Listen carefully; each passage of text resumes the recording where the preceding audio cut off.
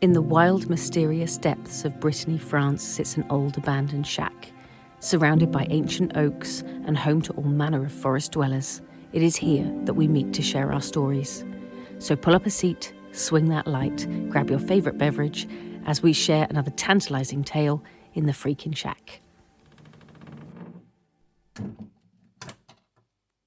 Why is it that all I can hear is the countdown to the Thunderbirds? When 5, 4, 3. when I see the numbers coming up after I press record, these numbers come up. The thing that I can't get over is the fact that most of the time, 98.7% of the time, it's very specific, I realise that, I never run out of words until that countdown goes on. And then I'm like, what do I say? It's like, yeah, it's still weird. Sorry, we've been doing this now nearly a year. It's still weird. It's still weird. When you press that record button, because we've been chatting for ages before. I was going to say, yeah, we've been chatting now for about like half an hour, just chit-chatting. And and then you just go, no idea what to say. Because now we're under the impression people are listening in. Yeah, but they're not. Yeah. Well, they might be. They might be. Unless I edit all this out. Yeah. Hey, brilliant. What's your beverage? Oh, my beverage is a pretty standard coffee in my mug, but we've been sat here so long, it's now sort of tepid. Oh, it's not great. I am drinking it. It's in a thermos cup as well. We really have been sat here too long. I'm on the beer. I just love the cup. Rich made me my cup. I love my cup. We need a picture of it to put on social media so that people can see your lovely cup. Because those who just listen will never see it. They will never see this glorious cup. And it is brilliant. It's a lovely wooden cup. Wooden. It's like a tankard but with no handle. Ah, okay. That's the way I'm going to explain it. Yeah. Because it's a nice big hefty cup. Anyway. Today, I didn't actually get rid of beer.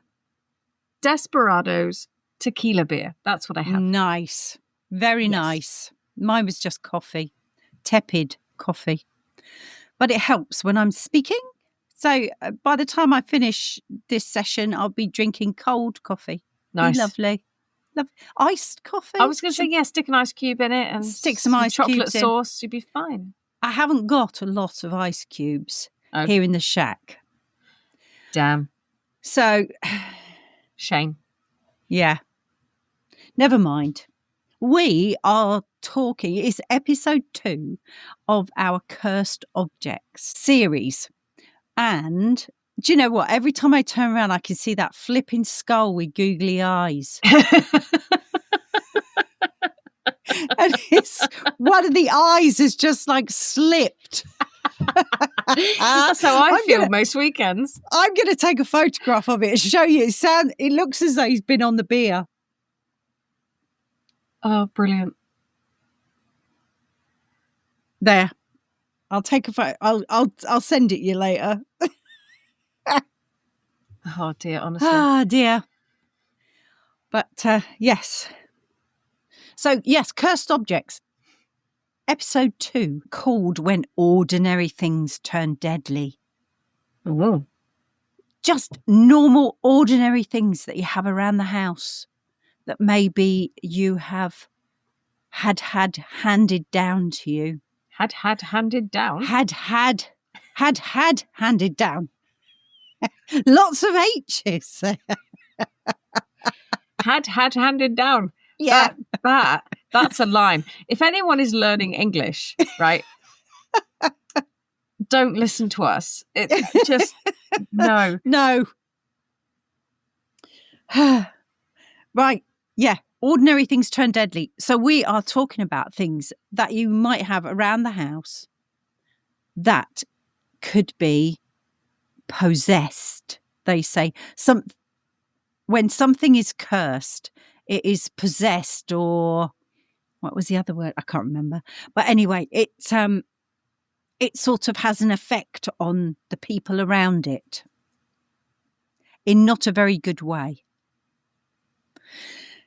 So tonight we are looking at curses that hide in plain sight, everyday objects, chairs, mirrors, wardrobes, typewriters, toys, and I think right at the end, a painting.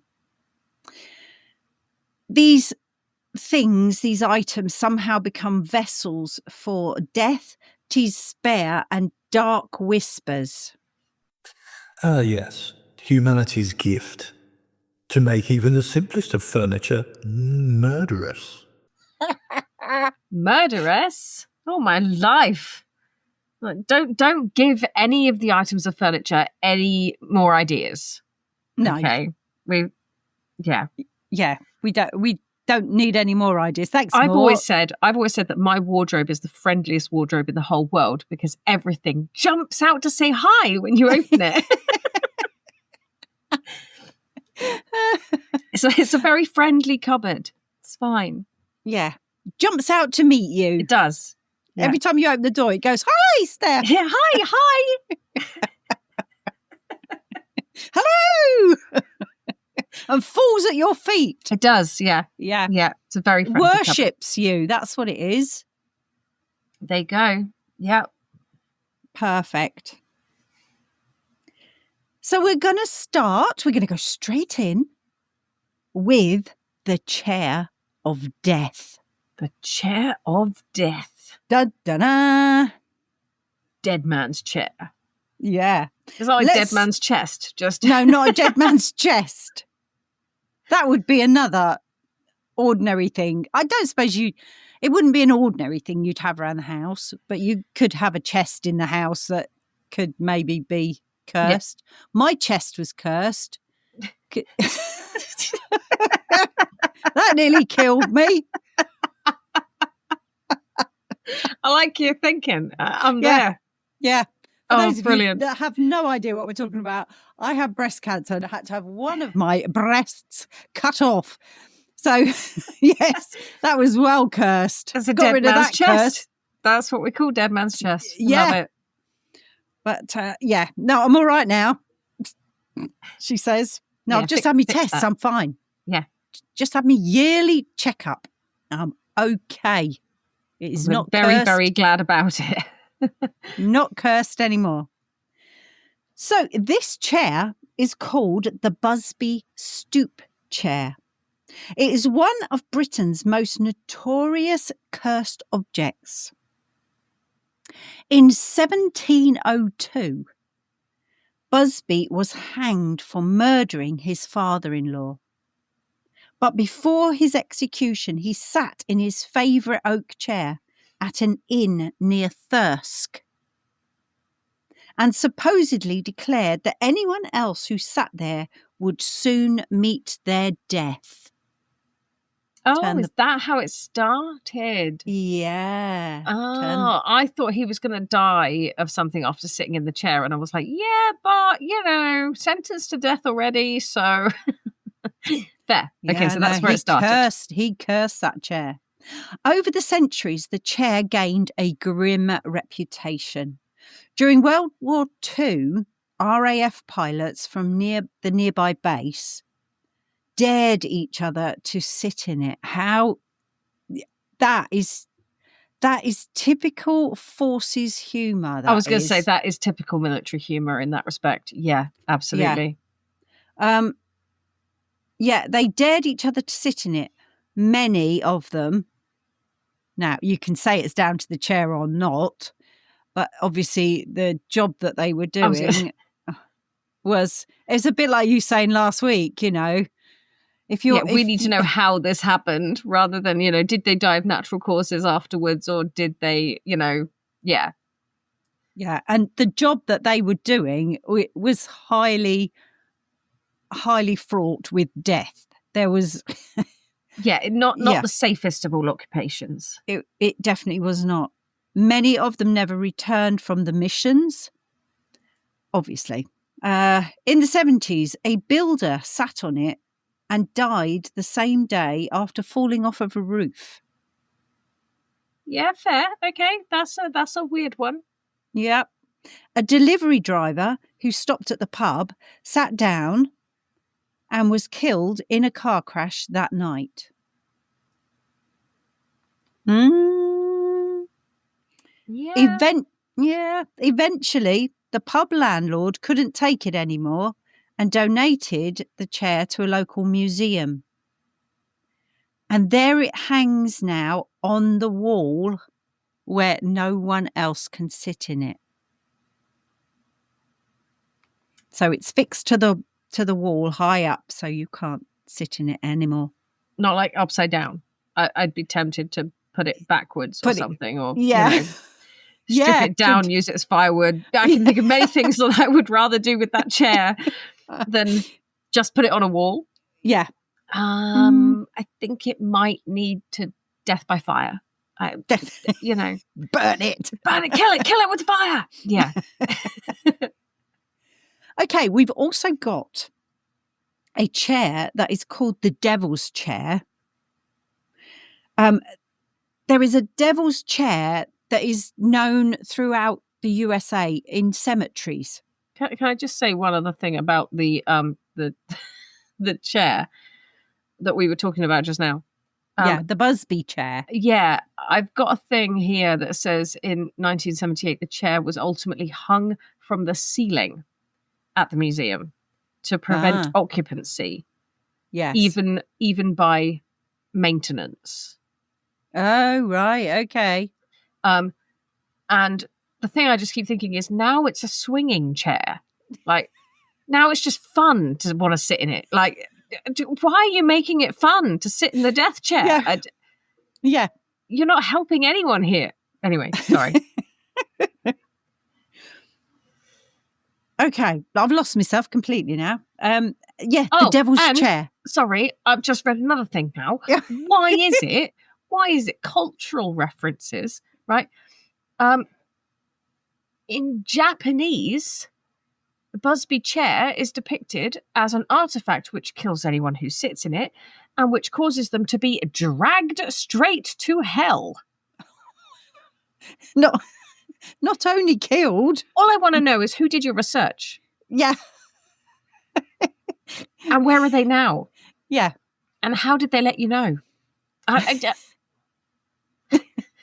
No survivors? Where do the stories come from, I wonder? Yes, that I whole wonder. thing.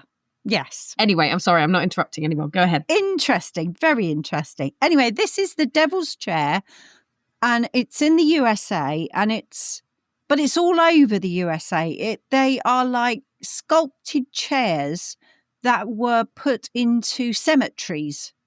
And they think they sort of came from, I got some ideas from Wikipedia, but in the 19th century graveyards, carved chairs were placed or built for the comfort of visitors into the cemeteries.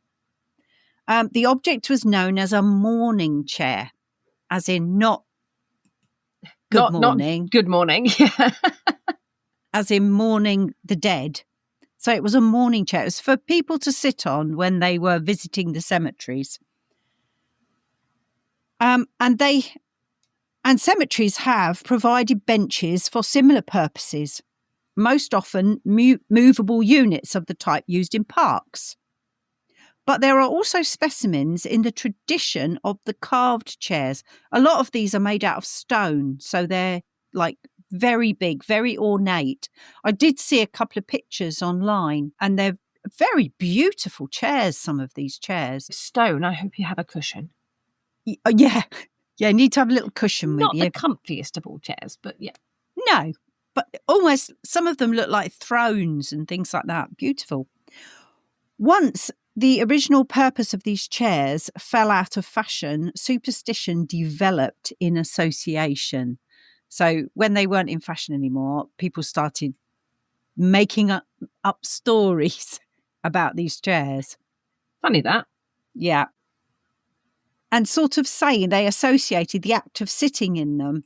A typical example would be young people daring one another to visit a site, most often after dark, at midnight or on a specific night, such as Halloween, New Year's Eve. And the story suggests that the person brave enough to sit in the chair at such a time may possibly be punished for his rudeness to sit in the chair, or How reward. rude. Yeah, how rude! Don't you sit in my chair? Or rewarded for his courage. So, So- nothing to lose there. I mean, No, turn the page. The Devil's Chair, and I'm sorry, this was just gathered today as an extra piece. The Devil's Chair in Casadega, yeah, in Florida, is a graveside bench in the cemetery that borders Casadega and Lake Helen. Or Lake Helen. According to one local legend, an unopened can of beer left on the chair will be empty by morning. that'll be me. In some accounts, the can is opened, and in others, the beer is simply gone. So they don't even open the beer just disappears out Wow, of is the can still sealed? Yeah. I love that. Through the unopened top. So the beer is gone. The devil himself is sometimes said to appear to anyone so bold as to sit in the chair. The Devil's Chair, or Barred Chair, as it is officially named, in the Highland Park Cemetery at Kirksville in Missouri, was first placed in the cemetery by somebody called Charles Grazel. What a name, Grazel. We've had some Grazel. good names on here. That's Charles a good name. Grazel and David Baird, Baird. When David's wife, Anna Maria Hoyle Baird, died in 1911. So they placed this chair, this big stone chair it is. It has become involved in numerous legends of a type widely replicated across the USA, especially in rural and small town communities. And the legend of these chairs are loved by young people. It's creepypasta again. Some versions say that something dreadful will happen to the person that is so bold as to be seated in it at midnight. It's always midnight Yeah. or twilight, depending. Yeah. Quick reference to Harry Potter there. Yeah, some versions say that something dreadful will happen to the person so bold as to be seated in it at midnight or on a particular evening, such as Halloween. It is said that a hand will emerge from the grave and drag the disrespectful sitter down to the underworld. Oh, maybe that's where they get it from then. Possibly. Other versions suggest the brave one will be rewarded. So that's again, the chair itself was sculpted out of concrete by Charles Grazel. 1 year later, David Baird died and was buried beside Anna. The chair acts as their grave marker. Oh. So, yeah, that was one of the pictures that I looked at today online. These stories and more have become part of urban legend. Chairs or benches in graveyards are said to cause misfortune if used after dark. Wow. Yeah. So don't ever buy an old park bench from a second-hand shop and put it in your garden. Yeah. Or from any kind of or sit anywhere in a cemetery, it seems. Yeah. There you go. Crazy stuff. If you ask me, it sounds like a perfectly reliable executioner. No fuss, no trial, just a chair with expectations. Well, yeah, but I mean, pretty sinister expectations. Yeah. No trial. Yeah, we've decided that's bad. Yeah. Yeah. We don't like no trial. We don't like no trial. No. But that's there again, still a bad thing, Mortimer. This is where you're starting to show your colours, my dude. Oh dear. Turn the page. We have lots of notes today. This could very easily go into 2 episodes. Oh, well, that's okay. We can do a part 1, part 2. That's fine. Yeah, we don't mind. Haunted mirrors come next. Oh, my life. Mirrors have been steeped in superstition for centuries. In Victorian mourning traditions, as in not the morning, not good morning, families would cover mirrors when someone died to stop their spirit becoming trapped inside.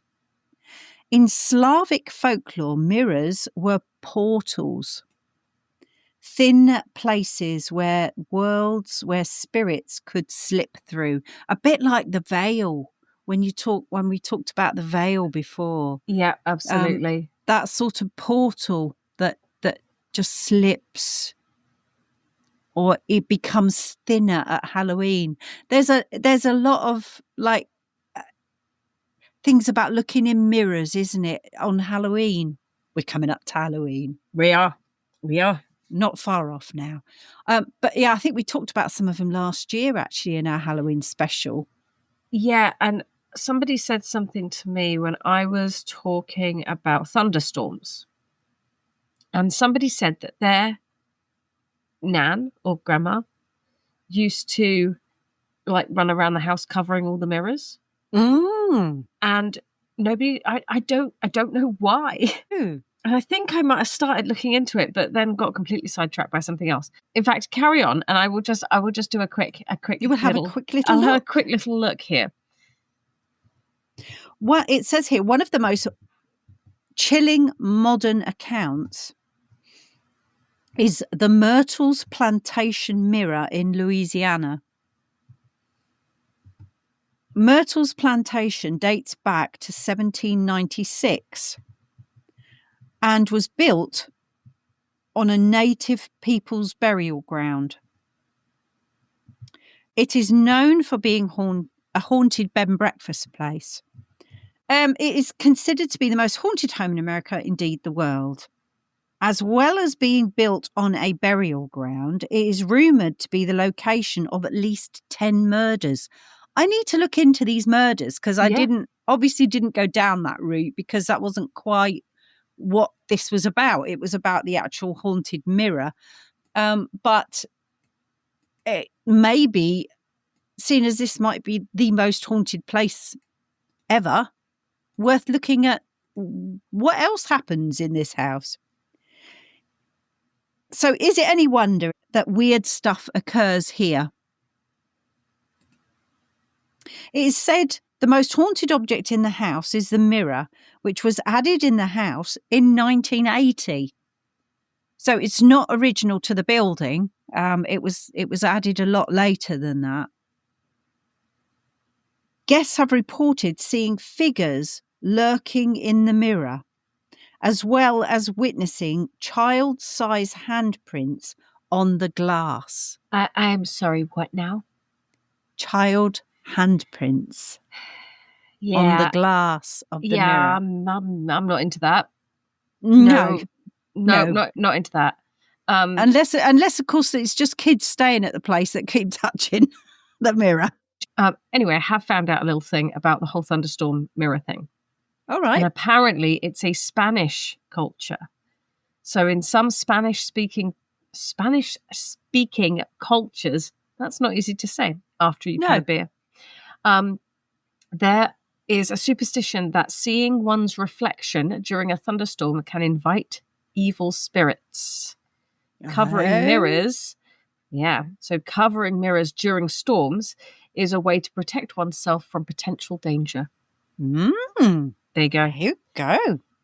Very interesting. So it's the only thing I found so far is that it's a Spanish speaking thing. So don't know. But specifically, so they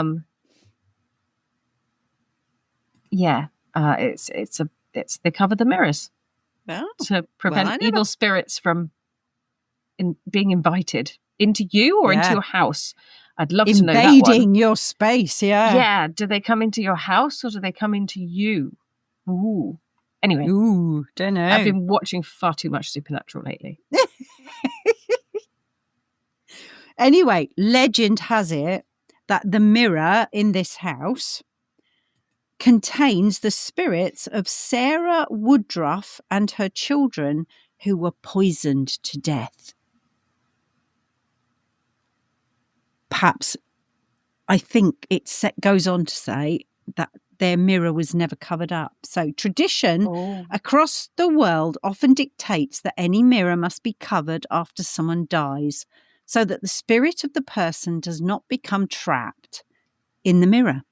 Oh, see, that's interesting, because I found out that they covered mirrors at wakes and things like that so that mourners direct their focus towards reflections and introspection. I'm not 100% sure what that word means. But it means just thinking inside yourself. I see.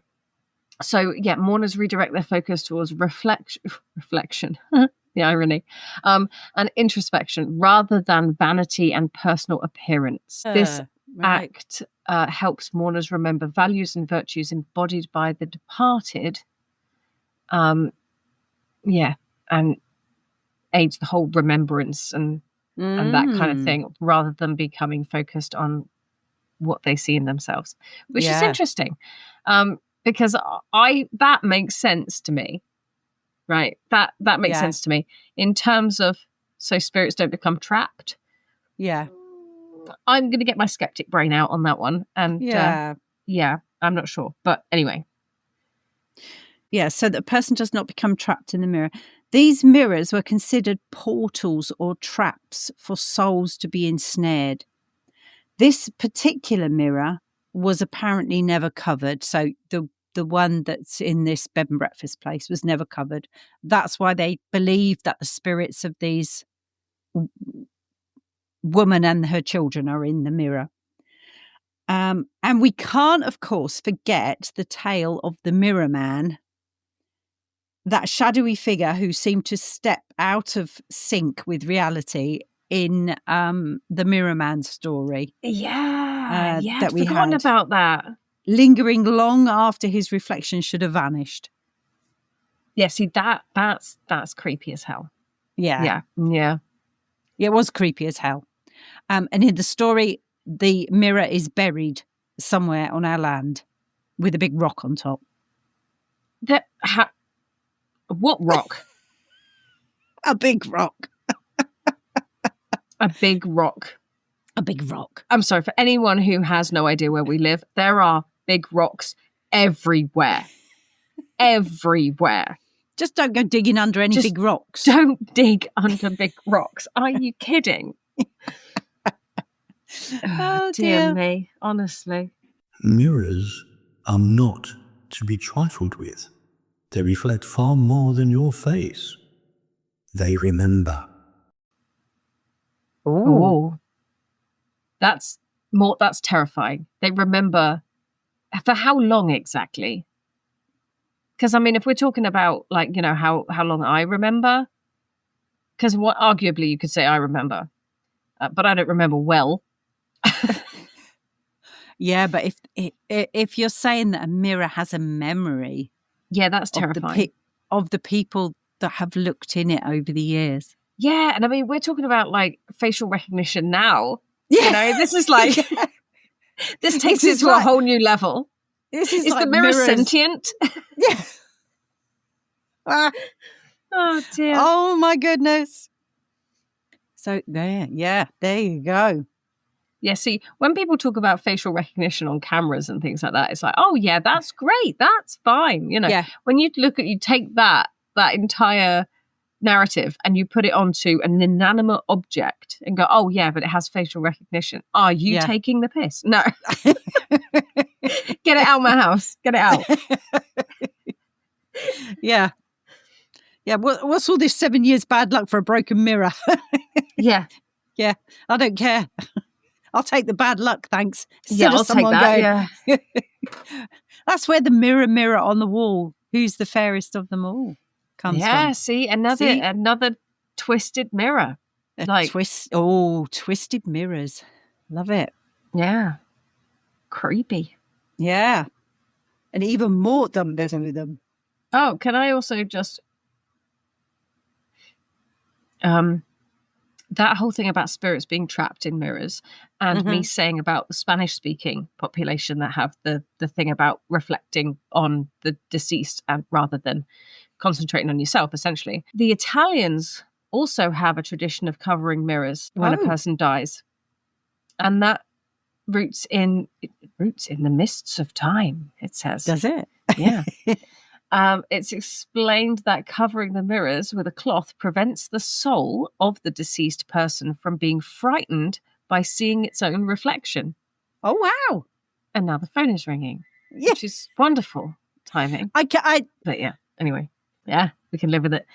But yeah, anyway, so it turns out that the Italian-speaking community have a slightly different tradition or the same tradition for different reasons. Okay. We're on to another. Sorry, I'm sorry. I'm just interrupting again because there's a reference here to what you were saying about the deceased soul being trapped, and that is, it seems, a Victorian thing. Okay. Yeah, now that doesn't surprise me. And Mort will agree with that one. Yeah, there you go. Yeah. And I'm going to shut up now. We're going on to the frightening tale of possessed and cursed dolls' houses. Oh, sod that, honestly. Okay. Can you imagine a house that had a haunted mirror, a haunted doll's house? Some of these you imagine some of these museums that have got that have got all this stuff in, and auctions. They're selling these. Anyway, I watched something about a haunted doll's house, but it was like an exact replica of the house that they were in. Oh, so when somebody was like, with a little doll was like hanging from the staircase, and then one of the kids went downstairs and found that there was actually someone hanging from the staircase. No, thank you. No, I'm finding somewhere else to stay. I'm leaving forever. Bye. Yeah. So it was a whole thing. Anyway, a doll's house. Innocent enough, it says, but consider this. For centuries, dolls' houses weren't toys. In the 16th century, wealthy families in Europe displayed cabinet houses filled with tiny replicas of their real home. You've got it. They weren't just decorative. Many believed they held a protective, even magical purpose. A sort of sympathetic magic. Miniature versions that carried a place of the real. A place of the real, as in... As in the real thing. Oh, okay. So not like this reel? No, not like a fishing reel. No. Really real. More English lessons from the two Brits who can't speak English most of the time. Not this real. This real. Yes. Nice. I am real.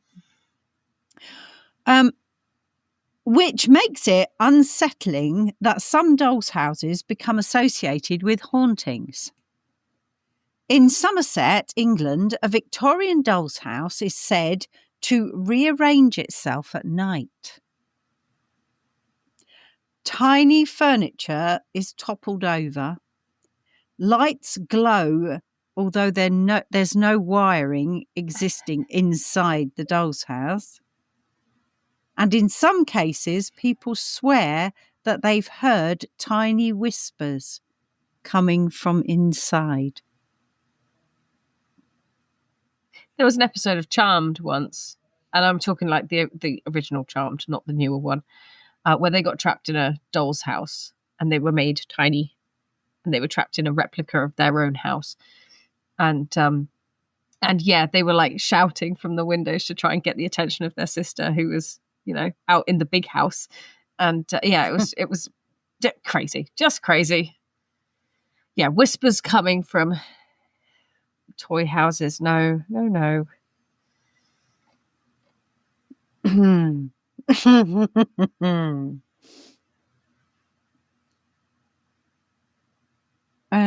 There is also the story of, now I wrote this one out, the Hexenhaus, as in it's Bavarian. So Hexenhaus. Oh, okay. In Bavaria, a doll's house allegedly crafted for ritual magic. Locals believe that it could trap a spirit inside, so it would become a little prison described as play.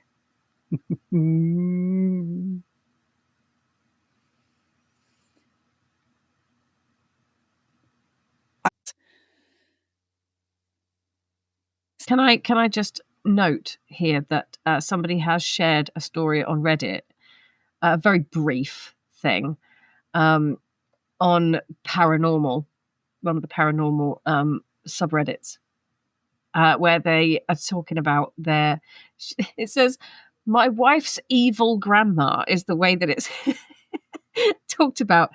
And then it says in brackets, who one Christmas gave my wife socks and her older sister a diamond necklace. Favoritism, did we think? Gave us, so one Christmas, she gave us this doll's house around the time our daughter was born. It's always had some creepy vibes, to the point it's spent the last year and a half on our deck because we couldn't keep it in the house. Right? Last weekend, we decided to finally get rid of it by burning it. And when the fire really got going, we took this picture, and they've taken a picture, right? I know you can sometimes see things in fire, but when we saw this demon thing in the picture, we're just hoping it left when the fire died out. At this point, we're pretty sure she cursed the doll's house. Now, I've seen this picture. I will send you this picture and we can put it on our socials. And if anybody can see said demon thing, I'd really like them to point it out to me, because I am just seeing flamage. I'm not seeing anything that isn't fire doing what fire does. Yeah. But I'm very aware of the fact that I don't have the eyes that some people have, and some people will see things that I just don't see. Yeah. So maybe we can put it on our socials and see if anybody can see what they're referring to. Wardrobes. With boggarts? Definitely with boggarts. Another link to Harry Potter. We now move on to wardrobes. Big, heavy, ordinary pieces of furniture. They've long been linked to supernatural beliefs. In Ireland, wardrobes and cupboards, were sometimes said, wardrobes in cupboards. Wardrobes in cupboards, they're hiding. They're terrified. Yeah, those wardrobes don't want to come out. Wardrobes and cupboards were sometimes said to be placed where the she or fairy folk could slip into human homes. The fairies coming in through the wardrobes? Or coming in? One famous haunted wardrobe story comes from an old house in Devon. For decades, people claimed to hear scratching inside the wooden wardrobe, as if someone were trapped. It's the lion and the witch. A family finally had to move it to the barn. But the scratching continued even while it was in the barn. Until... Have we considered like Death Watch beetle, woodworm, No. No?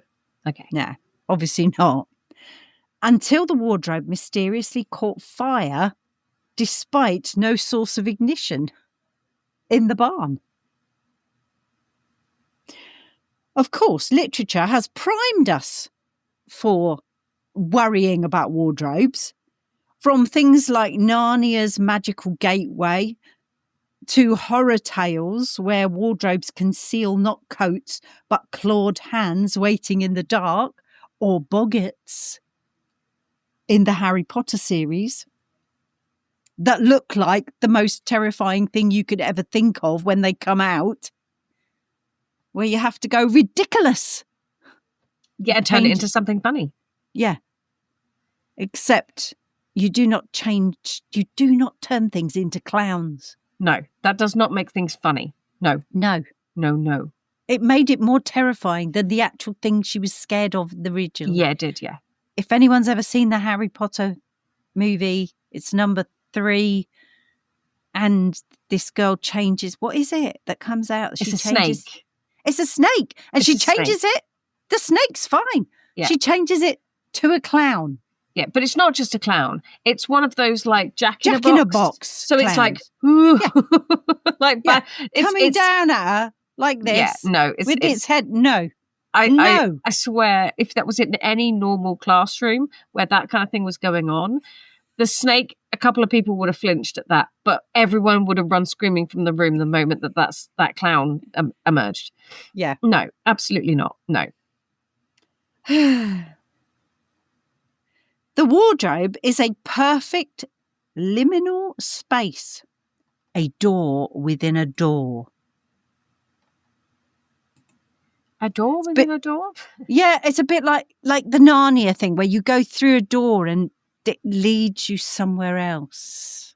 I get the whole room within a room thing, but a door within a door is a weird one for me, but okay. Well, this was how it was described. A door within a door. A wardrobe is so much more elegant than an old attic hatch for housing a spooky presence. Sorry, Mortimer. You're making us laugh now. I don't like attics. Attic hatches, yeah. I think that doorway, yeah, is a creepier doorway than the doorway to a wardrobe. We are listening. With what Mortimer said there, where the wardrobe is a more elegant door. I completely agree. Yes. It's where these things lead to, isn't it? And it's the sounds that you hear from inside. Now, we have had one of our, who is now a listener, we have had someone send us their story. Yay! I know. In fact, we've had 2 people send us their stories. So I am working on those as we speak. One of them mentions an issue with a wardrobe. And it's freezing cold every time in the wardrobe. So I want to know what this deal is with cold and paranormal. Spirit. Yeah. What? It just I want to know why. Yeah. Why does it get cold?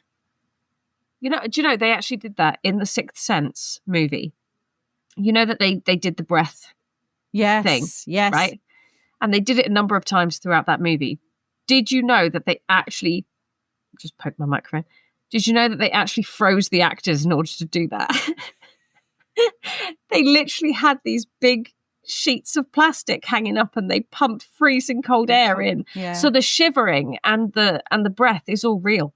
Yeah. And they were saying that at the time, visual effects were coming on quite well, but they didn't think it was good enough to get a good breath when somebody was speaking to be realistic. And they ended up literally doing it by just freezing the actors, which I thought was quite funny.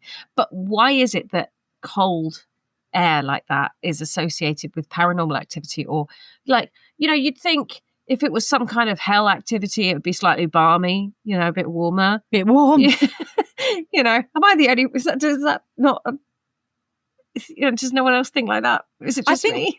I don't know if it has anything to do with it, but it's a bit like, you know, when you suddenly have like a shiver. Oof, Yeah. And you go like that, and then you say, someone's just walked over my grave. Oh, yeah. Yeah. And that's always sort of associated with like Or in our house we go, or a shiver. geese. What? Geese. Flip, flip, flip, flip. I have no idea what you're talking about. It's a reference to a book or a movie. I can't remember. It's a Rich thing. I'll have to ask him about where it comes from. But every time it happens in our house, Rich goes, oh, geese. Flip, flip, flip. Oh, now we're all on tenterhooks now, trying to wait to find out about this. I will find out. Hang on. Yeah, so we've got a true story from one of our listeners coming up, which will be amazing. I'm so excited. So that links with the wardrobe. And another thing with the attic, just linking back to the attic, we're not really talking about the attics, but how scary are attics. The dreams that I had for many years where I always knew there was something lurking in the attic. Oh, yeah. And had to eventually face it. And in the end, in my dream, I faced it, and I've not dreamt it since. When I used to sleep in the loft at Nana's with my brother, there was a thing. I think I've told this before, but there was a thing down the end. Right, we slept at one end of the attic, and it was a big long attic that went all the way down, and there were two eyes at the bottom. Right, white, black in the middle, like two big googly eyes, but not googly. Right, and it scared the crap out of me. And my big brother decided that he was going to go down there and find out what it was. And I just did not. I did not have the strength to go down there and see what it was. It turned out. Do you know what it was? No. It was two toilet rolls, upended on their edge. Big eyeballs. To me, they look like big eyeballs. They would have looked like that to me as well. Toilet rolls.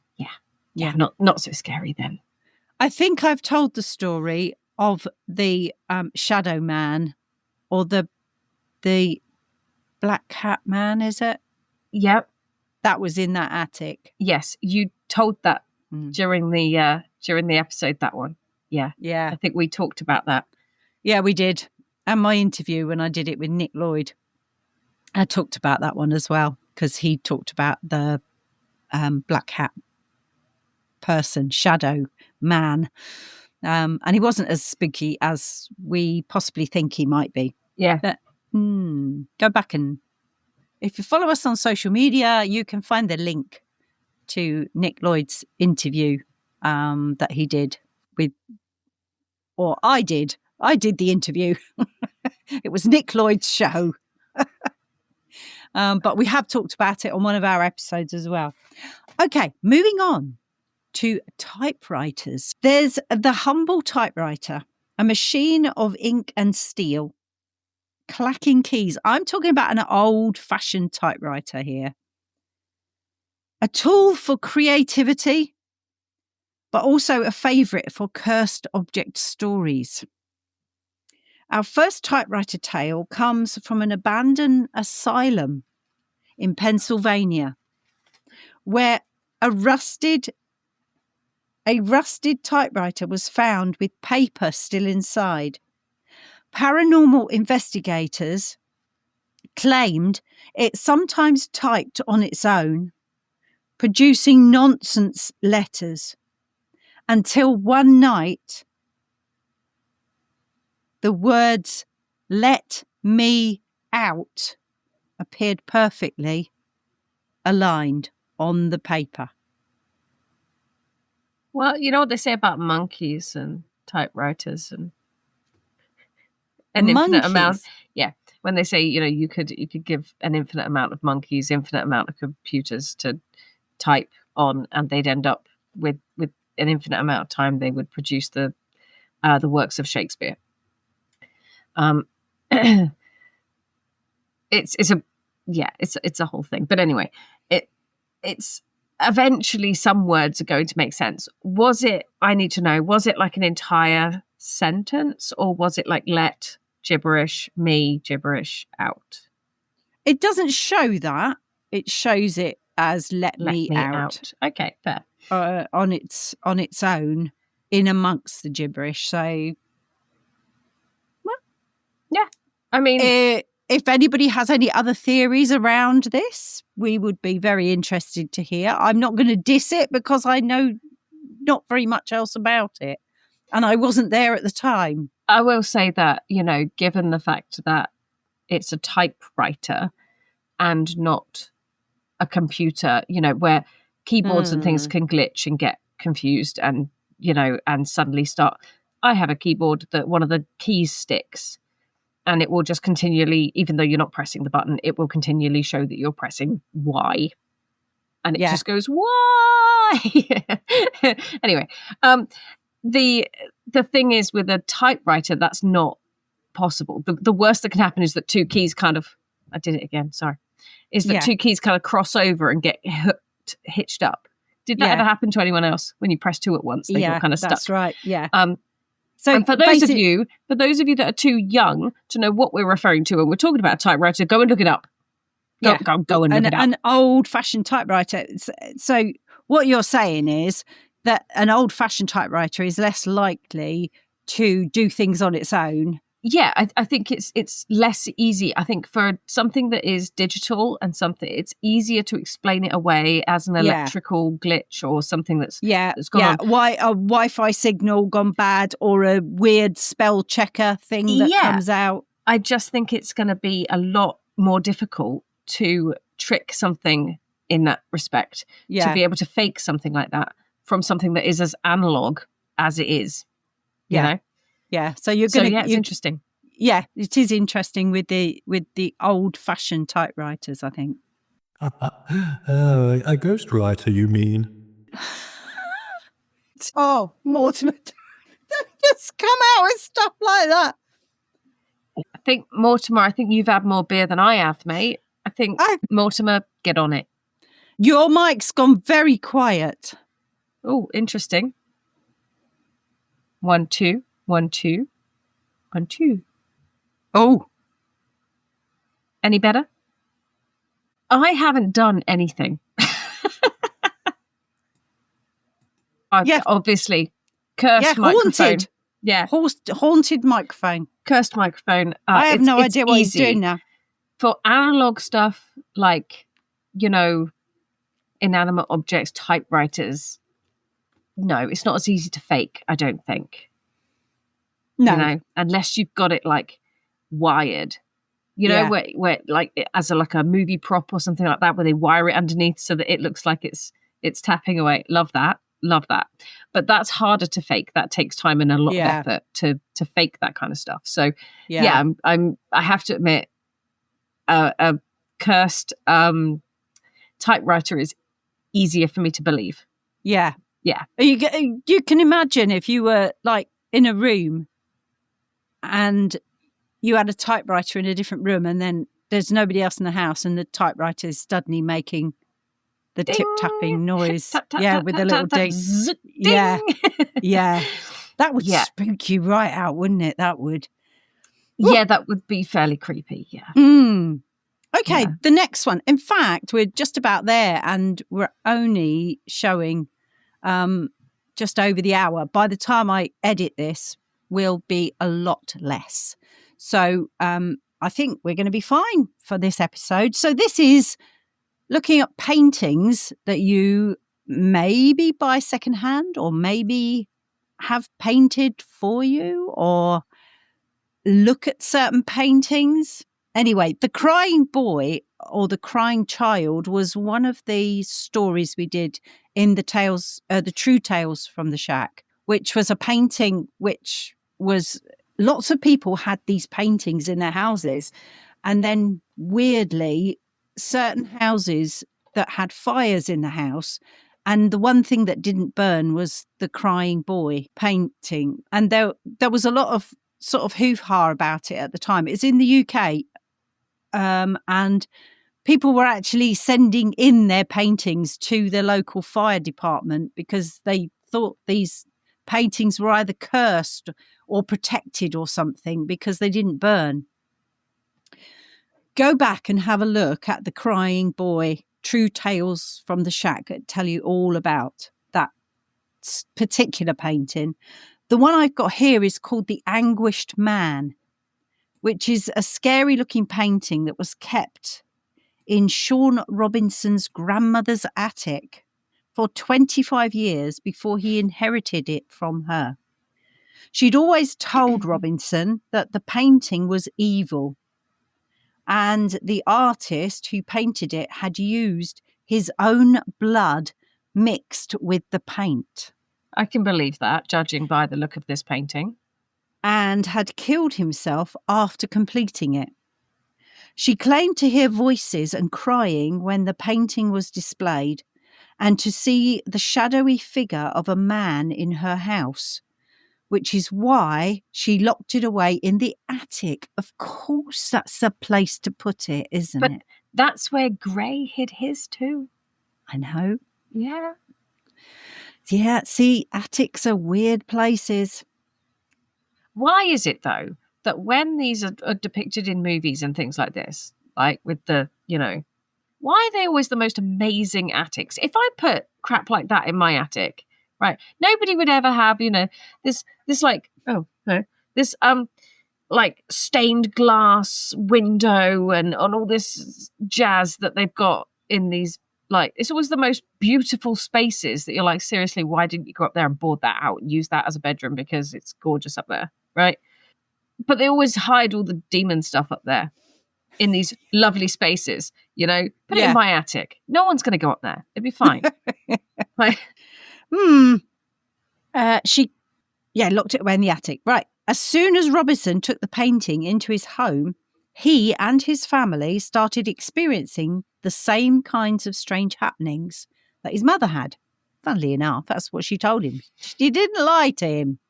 His son fell down the stairs. His wife felt something stroking her hair.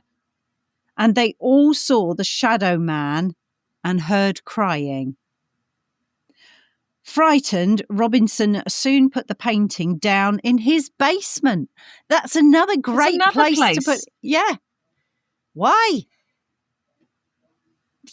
Get rid of it. Yeah. Bottle of paraffin and a match. Because it solves a multitude of issues. People have actually asked him if they could buy it from him, but he is apparently not interested in selling it. There you go. See, it does say that skeptics have pointed out that all reported phenomena come exclusively from Robinson and his family, and that no independent investigation has verified the events. Now, arguably, if you've experienced something and they go, oh, well, nobody's verified it. Seriously? Like, anyone who's experienced weirdness doesn't need to be told by somebody else that it happened or not. Right? That's right. So, yeah. In terms of this, it's like, okay, so maybe it was attached to them in some way. Like, that's it. Yeah. I mean, you could do all the investigation you like, but if it doesn't happen if they felt it and that's what they experienced, how are you going to sit there and go, no, you didn't? No, you didn't. Yeah.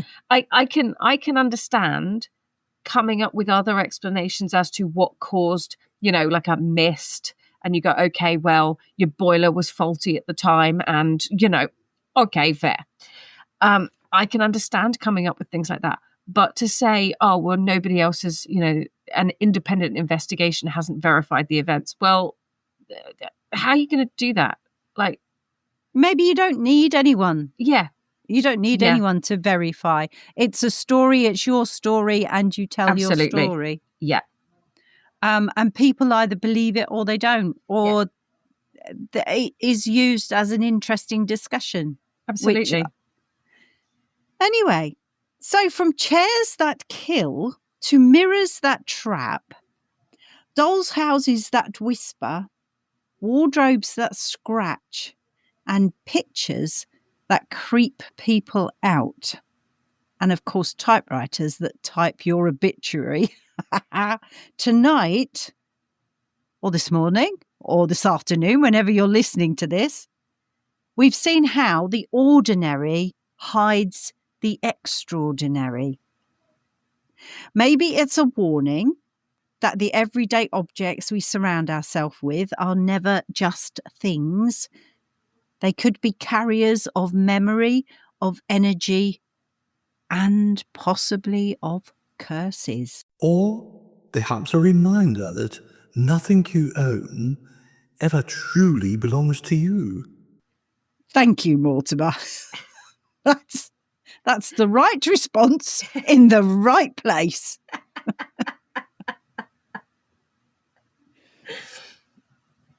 Oh, dear me. Do any of our listeners have anything in your homes that scare you or creep you out? In which case, why have you still got it there? Do you know what? When we bought this place, Yeah. there was a little statue of Mary, right? They're everywhere here. Yeah. Every single house has got crucifixes and Marys all over the shop, right? But this particular Mary was stood in this little like archway, and she stood there with her hands like down at her sides, but she had no hands. Oh dear. And it's like, yeah, I'm distinctly not religious. That's not to say I'm without faith, but I'm not religious. For those of you that know, you get it, right? But I'm not religious in any way. So I had absolutely no issue whatsoever by throwing that in a skip. But I'm referencing it because of the story we have up and coming. Because even when you keep that stuff, it doesn't always save you. No, it definitely does not. Is there anything in other people's homes that you wouldn't have in yours? I went and looked in an old shop a few months ago, and looking around, there was loads of lovely stuff in there. It's like a brocante. It was beautiful, lots of secondhand stuff, lots of very beautiful items. And I did buy a few, and they're fine. I haven't got an issue with any of the bits that we bought and brought back to the house. But there was a picture on the wall that I'm assuming people would have had in their kitchens. But it was a table showing like a bowl of fruit and like flowers and things, but 2 dead rabbits that had obviously been shot that morning and were laying there waiting to be skinned. I was like, no. Do you know what? No. I do not want a picture of 2 dead rabbits in my house. There. No. I mean, to be fair, that's like 4 lucky feet.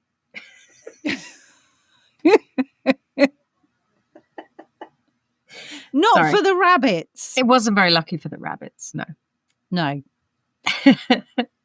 So, if you have anything that you would like to tell us about, you can contact us at shackpackinbox@gmail.com.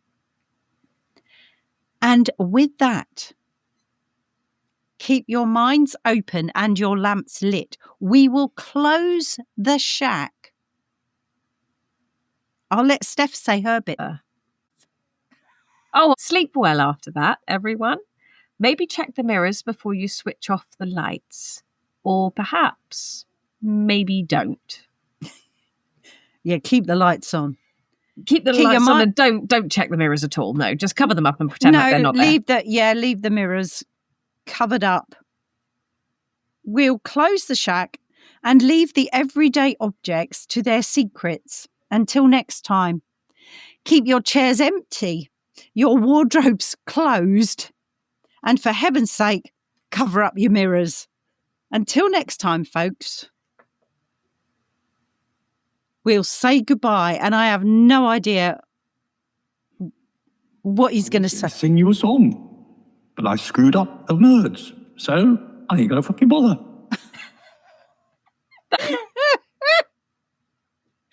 Oh dear, Oh, he I just love made it. me laugh. Oh dear me. Mort, dear. you're an absolute gem. And that's it from us at the shack. Goodbye, everyone. Goodbye.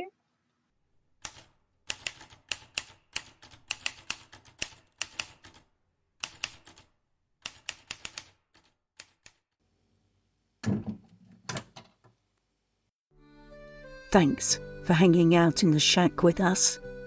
If you've got a strange story, theory, or even just a spooky question, send it to shackpackinbox@gmail.com because we'd love to hear from you. Follow us to ensure that you never miss an episode of the Freakin Shack, because listening to us is much cheaper than therapy and slightly more spooky. Until we meet again next week, Shackpackers, take care.